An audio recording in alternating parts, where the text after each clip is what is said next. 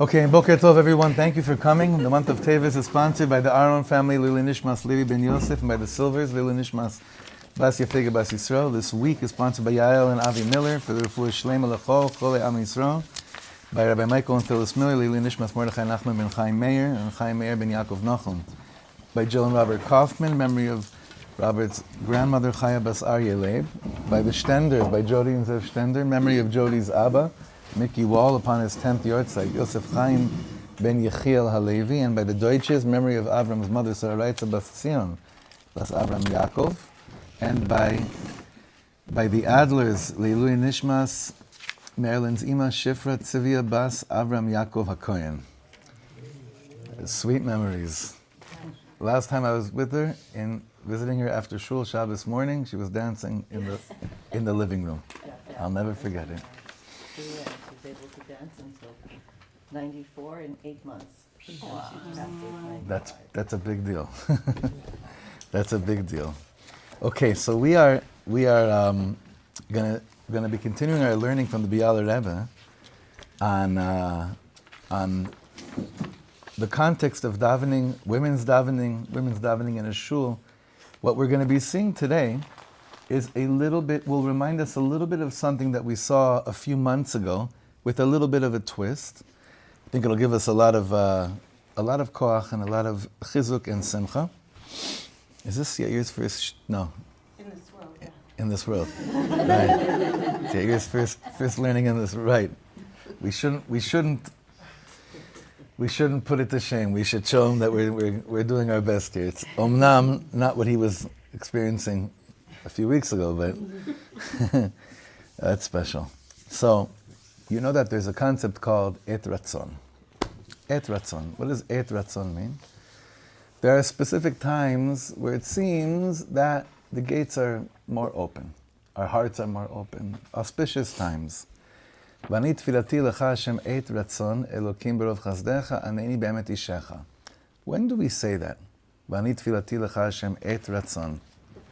When do we say it on Shabbos? We definitely say it by the opening of the Aron Kodesh on Shalosh Regalim, 100%. Sorry? Yeah, only on Mincha. We don't say it morning.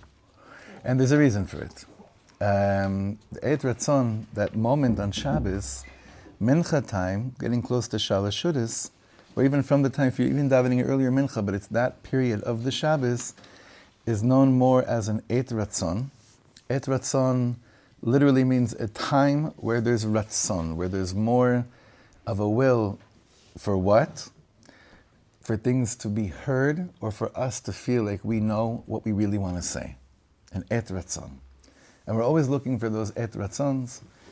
Rav Shmuel Eliyahu, when he does chuppahs, he always speaks about that, under a chuppah, obviously it's an Et Ratzon, not just for the chatan and the kala, but for everyone that's present at a chuppah. And if you've ever seen him do a chuppah, he asks each person to turn to the person next to them and put their hands on their head and give them brachas. Mamash, Et Ratzon. And we have many different examples of what an Et Ratzon is. Based on that, we're going to see how the Rebbe takes today's learning regarding Ma'alat Tefillat Nashim to a very important place. And I think that this year will make the women of Shirat David feel very happy. You'll see. Vehine Tefillat Nashim, af shehi chashuva u'mekubelet tamid b'chol zman u'makom, even though we know, as we learned, it was either last week or the week before, that I think 2 weeks ago, that any time that a woman says, Abba, Abba, we were learning this, any time a woman lets out a call to Hashem, doesn't matter when, is always, always precious, and we try to make sure to not belittle those moments where maybe you're not doing a full davening, and maybe you're not in shul, maybe you're in between carpools, and I don't know what. That moment of approaching Hashem, of just talking to Hashem, is always special. Achen yeshnam zmanim u'mekomot miyuchadim, but there still, however, are special times and places shezgulatam lekabel tatfilot beyoter, where there's a zgula that the tefillas are received more, even more. Now he says here something that again I told you that months ago, that is had to be I think a little bit of a chiddush or a reminder in the Hasidic world, where women are not so big on going to shul in our door. Many different understandings, explanations for it, but he's not happy with it. This Rebbe was not happy with it. Lahefech. He had given us a bunch of examples of Rebbes, tzaddikim, that would not daven in a shul that didn't have Ezrat Nashim. Remember we were learning that? With that in mind, let's continue. Tefillah beit knesset hi bebchinat Et Ratzon. Whenever you daven in a shul, that moment becomes an Et Ratzon. Lefanav yitbarach shmo before Hashem. כמו שגרסו הריף והראש בלשון הגמרא בברachos, as the commentators, the Rif and the Rosh, say regarding the Gemara in Brachos Daf Zayin Amud Beit, אין תפילתו של אדם נשמעת אלא בבית הכנסת. The person's davening is only heard in shul. שנאמר ואני תפילתי לך השם את רצון. When you look in the מפרשים, זה העיין שם המפרשים, שהתפילה בבית הכנסת היא בבחינת את רצון. ועליה נאמר במקרא, לך השם את רצון. It's for you, Hashem, a moment of will. בעצם הצטרפות למניין 10 אנשים מישראל, היא מעלה מיוחדת לקבלת התפילה. בכלל, when a minion of men assemble, 10 men, is always a stronger approach to davening than davening on your own. שמעלת תפילת הציבור גדולה היא לאין ארוך מתפילת היחיד. What a quorum of men gathering together to daven together is much greater than the davening of a single person. I don't know if you ever learned this, because it's the stuff they would push on bar mitzvah boys and yeshivas and high school and everything. But one of the basic understandings we have is that when Yidden get together, it's not just that we give each other chizuk, but it's that when Hashem looks down at the davening of a tzibbur, He doesn't look too deeply, kivyachol, into the ins and outs of the pratim, of the individual that's davening, that things that may be shvach. Because when you assemble yourself and you attach yourself to 9 other men, lefachot, it's ki'ilu that those things that would be, if you were just davening on your own, in Shamayim they're like, well, let's take a look at this person as an individual. But when you're getting together, all the good parts of you attach yourself to the good parts of the other person. It's like one big azamra session. It's like one big Breslover Rabbi Nachman azamra session, that the good nekudos mitzaref to the good nekudot of that person, and that's what appears before Hashem. So we know that in general. Yes? Here's something bizarre. The amount of, I hate to say it on a recording, the amount of bodily fluids in the average person times 10 is the minimum amount you need for a mikvah. This is what I was taught this. I didn't make this up, but it makes sense. Didn't make it up. Now Bindi's already holding by Purim. It's already. Say that again one more time. Let's say that in the average human body there's 10 liters of fluid. Okay. Okay, times 10, which is for a minyan, is the minimum amount of water you need in a mikvah. Arba'im Sa'ah. That comes up to Arba'im Yes, Sa'ah. so everybody has arba se'ah. Everyone has Arba Sa'ah. Yeah.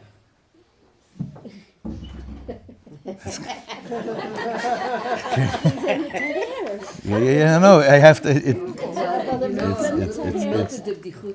No, it's good. That's very good. Okay. We're in the third paragraph in the end of the second line. שזכות הרבים עומדת להם, ואפילו אם אינם מכוונים בתפילתם, מכל מקום תפילתם מתקבלת, כמו במסכת תייניס. As we just discussed, the Gemara in Tainis explains there how we would say again, the chesronot, the blemishes of the individual are kind of they're not looked at when there's a kibbutz, when there's a gathering together of other people. And now, so why are you saying this in a women's sefer, right? So now he says like this: V'schut gdola hi la'anashim. What a great merit it is for men. Shehanashim mitpalelot imahem bebeit knesset, that women are davening with them in shul, k'mo she'evenu, like we already explained. Shetfilot bnot Israel mi Ezrat Nashim. עולות ופותחות את שערי הדמעות ומעלים עמם את כל תפילות בני ישראל עד לפני כיסא הכבוד. So the Rebbe is saying something beautiful. Give out, men, you got it together, you got a minyan, a bunch of you are there, you're feeling good about yourselves, a little bit less guilty that you didn't miss minyan, and you're standing there like, wow, I'm not being, my davening is now mitzaref with others, and the focus of negativity won't be on me. That's all nice. But then the women davening there in the shul are standing there with their tefillahs and their tears, and the Rebbe is saying, as high and as special as you think it is that you got together and you created a unit of 10, women there davening with you in shul are taking whatever you're doing and lifting it up ad lifnei kisei hakavod. That's a very powerful image. Like, have the imagery, have the visualization of that. It's a very important thing. For you, I mean, for us, we'll never fully chap the mila of it because it's not about us. For you to understand your presence in shul, what that not only does for you and your family, it's what's doing to what's happening to the Et Ratzon in shul, to the men. Like, that's a very, very big thing. That's a very important thing. And now he explains the pain of a little bit of what he sees today, and where Baruch Hashem, here it's a little bit different. It's funny, we're so used to it here, but when Rav Weinberger was here, when we were walking out of shul, he said, "Is there really this amount of women every Shabbos here?" I said, "Rebbe, I mean, I'm sure a few extras were here for you, but yes, it's a pella. It's not a normal thing. It's not a simple thing." But he says like this: "Ubashanim she'avaru hayu Ezrat Nashim bebetei knesset meleot mipe lepe bechol Shabbat v'yantev." Women's sections were packed. Used to be jam-packed. Now I don't know exactly what shanim she'avaru means, because shanim she'avaru means in yesteryear. So I don't know exactly when he's speaking about this, but he says, in general, v'chen haya nafotz hadavar tamid bekilot Yisrael. This was the way it was in Kilot Yisrael, but now he'll get a little bit personal. V'zechorani bishnot yalduti bePolin, when I was a child in Poland, she'ezrat Nashim tamid hayta mele'a benashim sheba'u li'itpalel. It was always filled with women that came to davening. Achen bador ha'acharon edim anu leda'avonenu. Unfortunately, we see שנשים רבות נמנעות מלבוא להתפלל בבית הכנסת בשבת וכיוצא בזה. That many women don't come to shul to daven on Shabbos and other times. He's not speaking here, doesn't have tainas of mothers of little children. There are also women that aren't mothers of little children. They exist also as well, nachon? Or every woman should, Be'ez Hashem bizocha, to be a mother of a child. But there are ages and, it became more this thing of like, on Shabbos morning, not so strong. Even here, even in our shul, on Shabbos morning, it's mechubad, but obviously that could be stronger as well. It almost became this like, Shabbos morning is the day we sleep in and we rest and v'chulei. But if a woman knows and believes that the davening of the shul, of all the men that's there, may be even dependent on the tear, the inner tear that a woman sheds in shul while davening with the men, then it would be even a stronger achrayut to come Shabbos morning, or whenever. By here he's saying Friday night or Shabbos morning. By there it's very, very schwach. It's very weak. Somehow these things got lost in translation through the years that because women aren't leading the davening, so therefore they're not important. And that's such a chaval. And when you don't explain the pnimius of how precious and important women's tefillah, how essential it is for the tzibbur, then you have, and it's not explained, it's not given over, then obviously you have movements that will come and try and start to say, listen, we got to shake things up, we got to change things. Of course you would, I would. Like meaning, if no one ever explained to me the depth and the preciousness of the tefillah of someone who may not be in a role of leadership of shul, that not being a chazan or a baal koreh, but I had a passion to feel connection. Of course, I would also feel like this is messed up. Things have to change. We have to start new paths in the tradition, right? Wouldn't you? If you didn't know how important and vital your davening is, of course you would. I'd be the first one. And that's why I want to just reiterate, I have so many, there was a friend of mine came to visit last week, and he's the head of a community in New York that none of us would daven in on Shabbos or any day, because it's not our thing at all. But he's a good friend of mine, and I love him, and his heart is very, very big, and we have a beautiful relationship. And someone came up to me after they saw him here, and they said, You're friends with him? I would have never thought that you're friends with him. I was like, that is one of the most insulting things someone's ever told me. Honestly, that's actually one of the most insulting things anyone's ever told me. We're not so close. It's a guy that feels very close, and that guy that feels like you guys you shared yearbooks and you have all this history. You barely know each other, but it's like that feeling that he puts on you, like we're old friends. It's like that kind of guy. I hope he sees this year. It's insulting. People over the years of Galut, over the years where the pnimius of the Torah was not given over, you cannot be under any level of expectation that there won't be a Ratzon from people that really want to connect, but they're never told or explained why they're not doing what the men are doing. In comes these feelings and these emotions. Of course, it's going to generate something that may be very different than what we're used to. The pnimius of things has got to be given over. It has to be given over.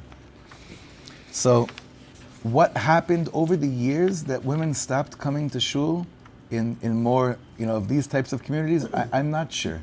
I don't know exactly what it was, but definitely something happened. Definitely something happened. But Baruch Hashem, I'm so proud of our chevra that it's so chazak. Not just here, throughout. I don't know throughout the country, but many shuls here in Efrat. It's a beautiful thing. Yeah.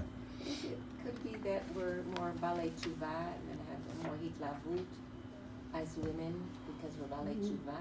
And therefore what? And therefore we come to shul, like to get the community and to get the chizuk. Well, somebody who's, I don't know. I'm just asking. Wait. So what? I'm trying to understand what you're saying. Shul because there's a lot of balei tshuva, and people that feel need for the community because they're olim and all that. So there's a need for community. Well, that's a different topic, meaning the olim vibe of community-based Yiddishkeit. That's a whole. And there's a lot in there, but it's actually not that many Baalei Tshuva here. Not here, but in other shows. In Shirat Shlomo, in other shows. they came. Yeah, you could always pick out but it's not like if it was like, let's say Moshav Mavo Modin. So of course, that's like the contingency is made up of, people that tasted beautiful things in other traditions before they discovered that it's all here. Nachon. Definitely. But he's going to give a reason why there's been such a decrease in the attendance of women in shul. And it's a very important thing. Look at the next page. Vezot mishum. It says because. Yetzer Hara yodea et godel hashpat tefillatan shel bnot Yisrael. It's very simple. We can't exactly explain how, but why it's happening in the world. What do you think? The Yetzer Hara knows. Once you have strong women in shul, he's toast. So of course he's going to pull tactics and all these different mind games and what we call chalishut hadat and yeridat hadorot, and try to and somehow create the scenario where women will start to think that they're not needed or not important. Why? Because the Yetzer Hara goes up in battles against things that make things that are decisive. The Yetzer Hara doesn't bother you so much with like shehakol. The Yetzer Hara is not coming to you. He's not going to start messing with your head when it comes to things that are important, but they're not really shaking heaven and earth. The Yetzer Hara is going to go to the places that are game changers. So he shows up in this last door to the presence of women in shul and their tefillah, somehow makes it and weakens the whole story because he knows where it's at. And he doesn't want to stop working. He knows where it's at. ולכן הוא מעכב באדם מלבוא בשבת לתפילה בבית הכנסת בסיבות שונות ובאמתלות רבות. So he, the Yetzer Hara, Notice I never call the Yetzer Hara she. It's always he. So he, the Yetzer Hara, prevents them from coming on Shabbos to daven in shul with different reasons. Amtalot shonot means different, like hacks and tricks, like all these different, consciously and subconsciously. Ve'im titbonena be'emet, tir'ena ki shoresh rov otan nimukim hu biglar she'en lo yodot latet le'inyan ze et היחס הנכון ואת החשיבות הראויה. Now, and he calls it out here. He says, if you boil it down and you ask the majority of women, not mothers with little kids, I'm repeating that, women, why don't you come to, why isn't your presence felt, right? Why isn't it there? Why isn't it strong enough? So what does the Rebbe say? He says it will boil down to, I'm going to say it a little bit differently, but the same Indian. No one ever told me that my presence is that precious and needed. I don't know. Meaning, I don't know what the reason is, but for sure it must boil down to that no one ever pointed out to me. He's basically saying, a woman would say, I never in my wildest dreams would think that the levels that men get to with all their obligations and leading in the shul, that I can come with my tefillah and take it all of that to the higher place? No one ever taught me that. No one ever spoke to me like that. No one ever gave me the kelim to believe such a notion. Mamash. Mamash. Ha'efech hagamur. It's exactly the opposite, because the things that really, really matter, the Yetzer Hara will come and try to block its importance. So I'm glad you're saying lahefech. I didn't want to say it, but you said it. Mamash lahefech. So he's saying if you really ask, this is what you'll get if a woman's really honest. Besides other reasons that are more practical. Yeah. I think also, at least in my experience, I think a lot of what women are told about tefillah is like just translated over from men. Like, I think that's why the shir is so important. Women aren't taught about their special relationship with tefillah, so you're sort of taught the same thing the man is taught, but you know that you don't really count for a minyan, and then at some point someone tells you you can daven at home, but you feel badly about it, and then so I think women often aren't given opportunities to like nourish their own unique relationship with tefillah. Nachon. I mean, I can't even imagine what I would feel like if I knew that me coming or not coming wouldn't mashpia on there being a minyan or not being a minyan. That's something I can't fathom, obviously. That's something that I don't have in my, it's impossible for me. If I pretend that I can relate to it, and no one gave over to me what you're saying, of course. But he's explaining this as a much bigger picture. He's explaining this as the work of the other side in this world. He's explaining that when things really, really matter, that's where the Yetzer Hara will come to the most, and put a mechitza, not a mechitza like that, but like put it like a masach mavdil, a dividing screen between what's the emet and what's mamash not emet. And this is the situation we're left with afterwards. Does he talk about mechitzas at all? Not in this sefer. Not in this sefer. But there are two more sfarim called Bizchut Nashim Tzadkaniyot that we're going to continue with. It could be there. Now, let's just go more to that for a second, just for a split second. In the world that he's speaking of, so where's the Ezrat Nashim? Either upstairs or in the back, whatever.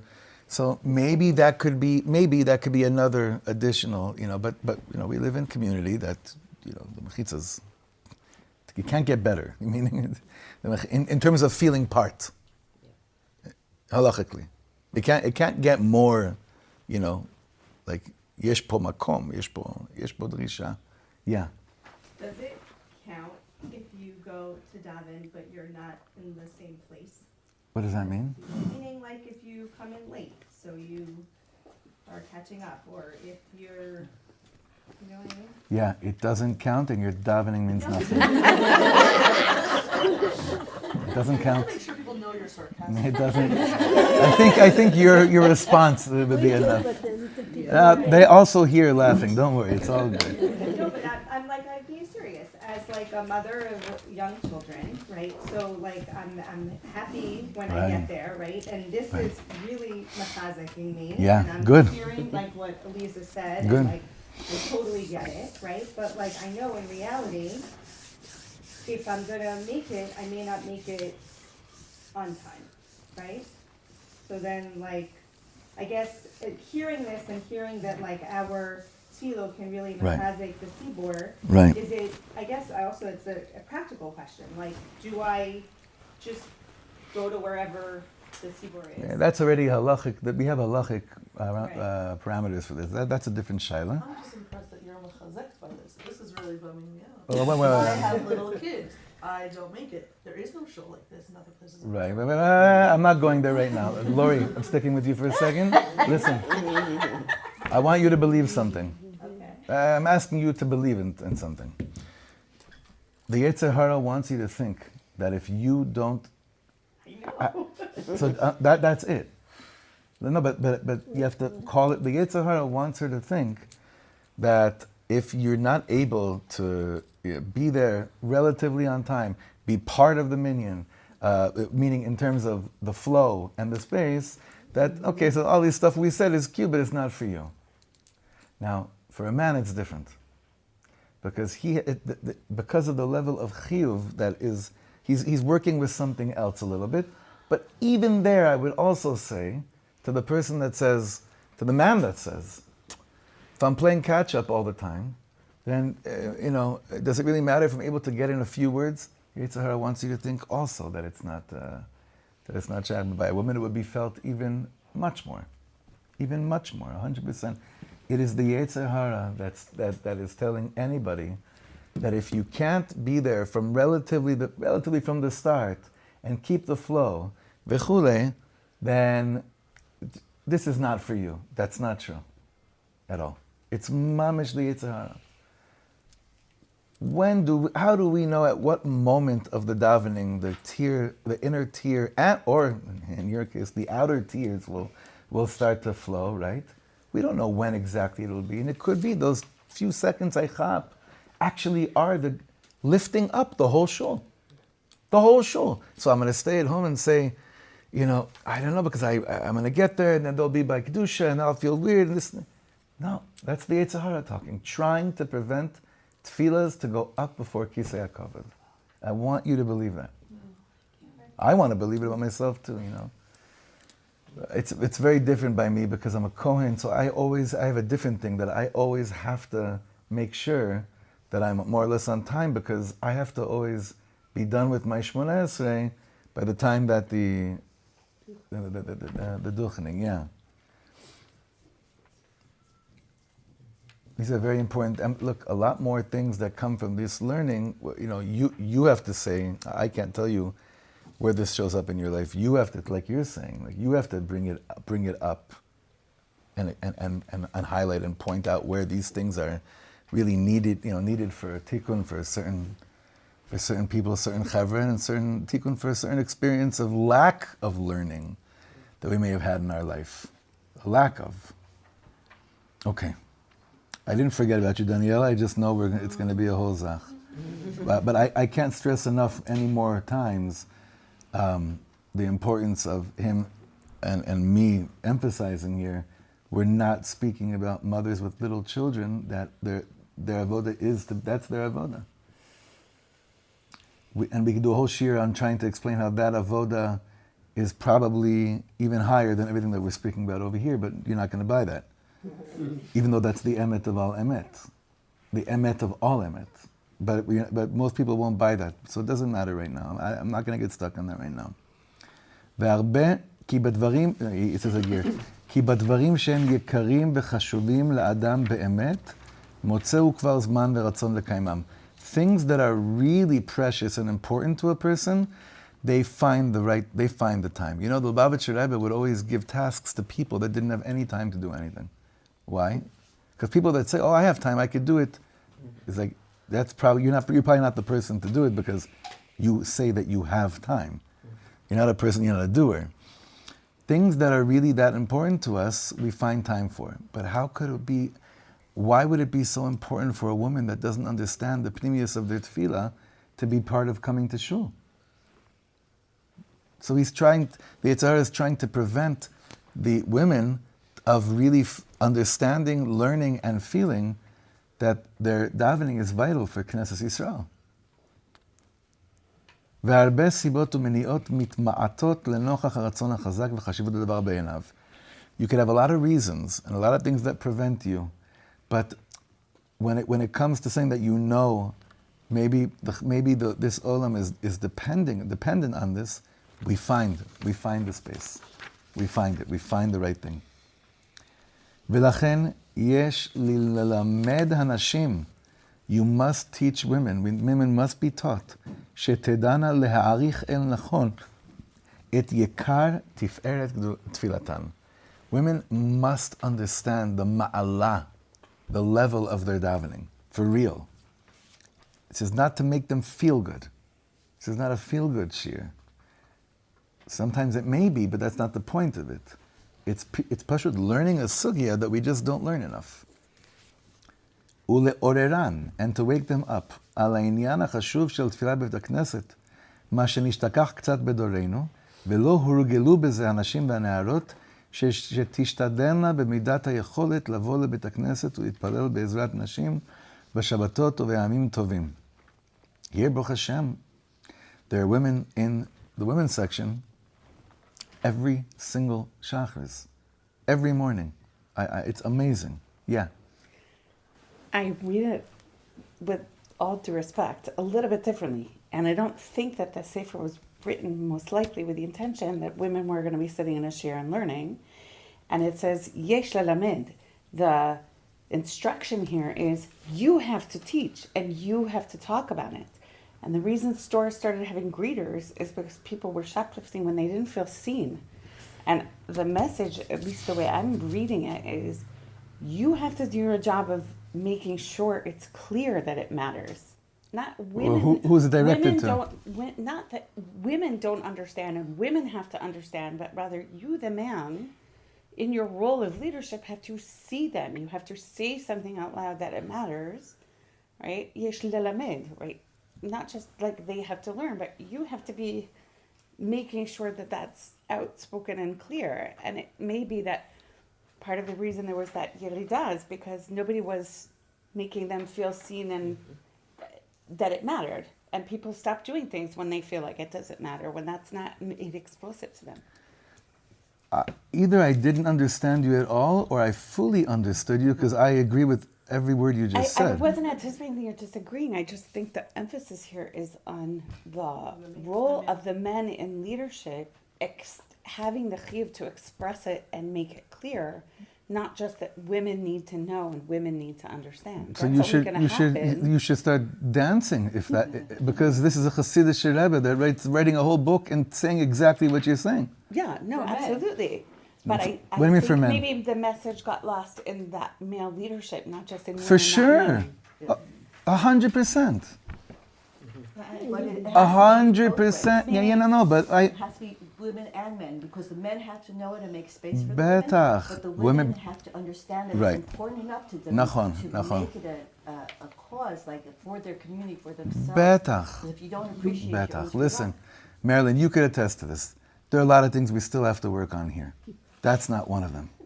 I'm serious. I know, I'm it's being unbelievable. meaning Function. that, like that's why I fully agree with what you're saying. It's a. I'll tell you even more.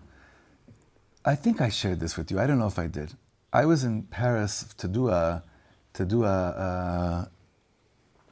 play a wedding.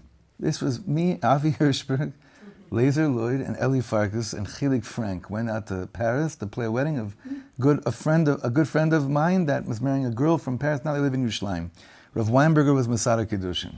It was an amazing. It was also a it was one of the weirdest trips of my life because it was terrifying where they put us. The Airbnb they found for us felt like we were in Shechem, Mamash.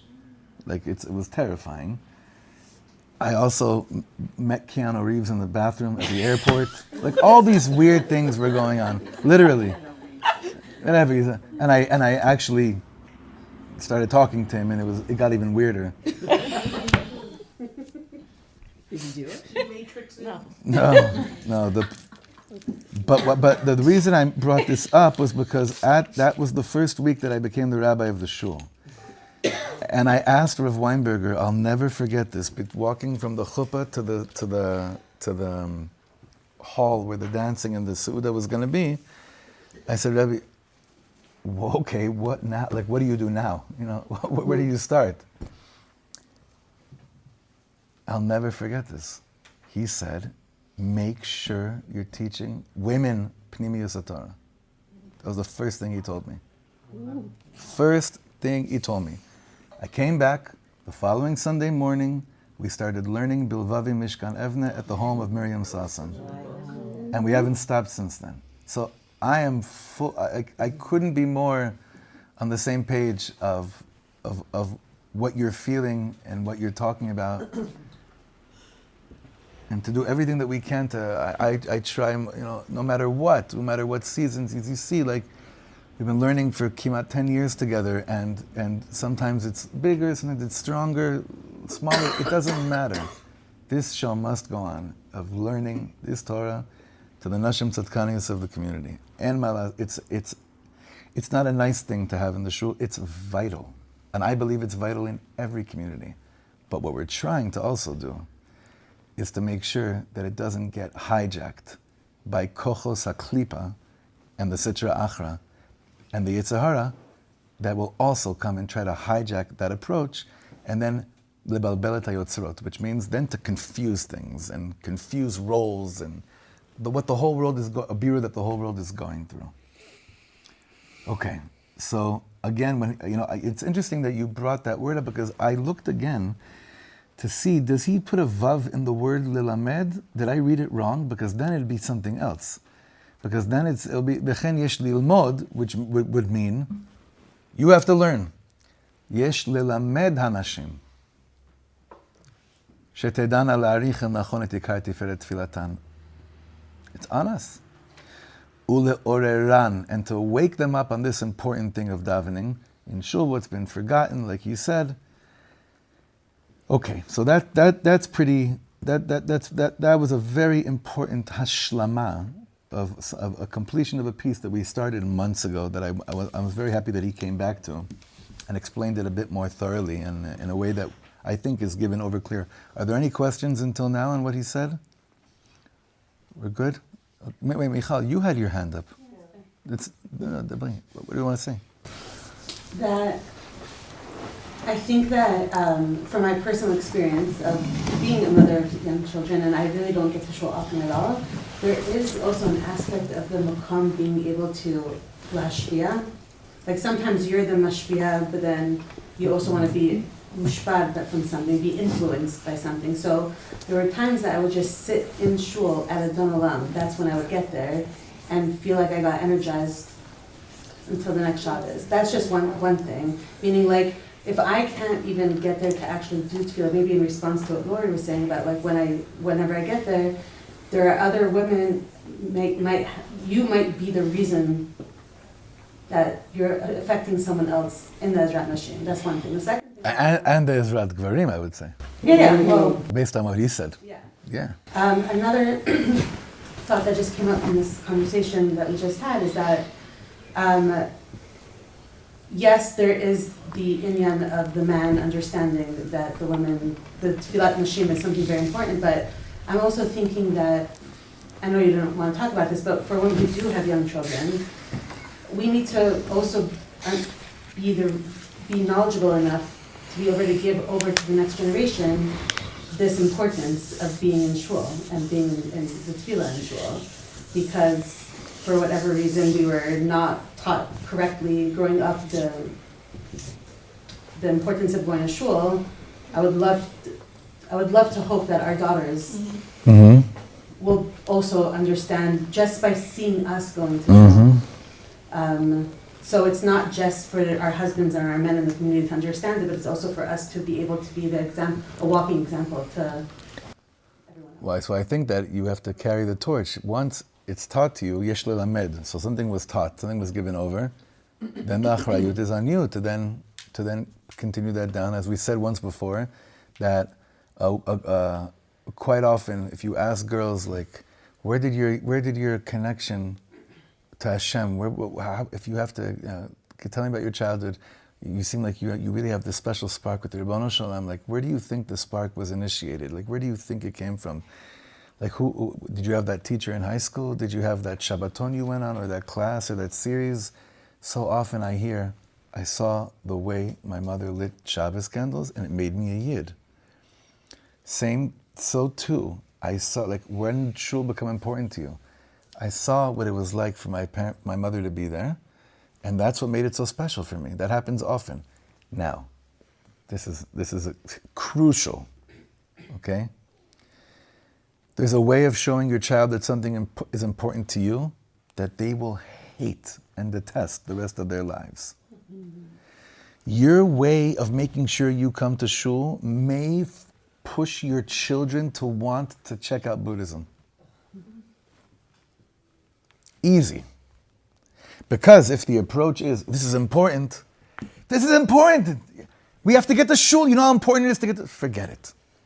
This is important, wow, this is, they're counting on us, we got to get to shul.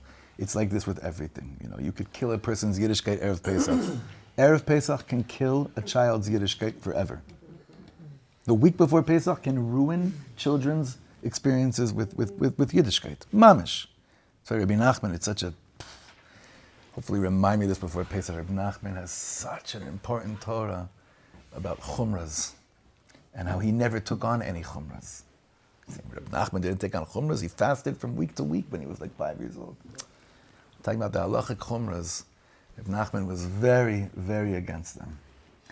So too, when we're learning such an important piece here, it's important that the excitement towards living this is conscious, is the way that you're conducting yourself towards fulfilling this. That the child should experience this, like, as much as possible, calmness, but a hakpada. Calm, but how can you say hakpada? Like a Strictness. yeah, like it's like when something, like, it's important, you know, exemplifying importance. That should be Ezrat Hashem, the way that this is all understood. We're going to stop here because the next thing opens up another thing that's going to take a lot more time. But I just want to say that I feel very humbled to learn these things with you, and it's mechazek me. It gives me a lot of strength, a tremendous amount of strength. I have 5 daughters, you know. I have 5, Baruch Hashem, we have 5 girls, so these are very, very important things that I hope we just get a lot more. There's 5 hands up, so I'm sorry, I have to, there's someone waiting in the office, so I have to run. I'll just tell you 20 seconds of this, just to end off with Milta de B'dichuta. I actually did really see, now that I think about it, I really did see Keanu Reeves in the bathroom in Paris, and I waited for him outside. And the day before, it happened to be that I read a blog that he wrote for his wife that had just passed away, and how she's his Eishes Chayil. I was like, wow, why did I think about Keanu Reeves while learning about this? It's because he wrote this whole amazing blog about how precious and the moments were, and she's the light of his life, and it was mesmerizing. Like, oh my God, Hashem, if I'm meeting Keanu Reeves now, obviously you want me as a young rabbi from Israel to come and talk to him and establish a gesher. So I'm waiting for him outside the bathroom, which was pretty weird, because when he walked out, I'm standing there, look at each other, and I said to him, I just have to tell you, I'm a young rabbi from Israel, and a musician, because he's also into that. And I said, the blog, I read your blog just yesterday, and the piece you wrote about your wife was so emotional and so moving, and I'm going to give it over to my students when I get back, about the preciousness of valuing Eishes Chayil. Like, I started telling him about Eishes Chayil and everything, and he looked at me and he said, I don't have a blog. So I'm like, what do you do right now at this moment with Keanu Reeves in the Paris airport? Meanwhile, Avi and Ellie and Laser on the side cracking up. They're moving, right? So I said to him, well, if you had a blog, it'd be the most amazing thing in the world. And then I just walked away.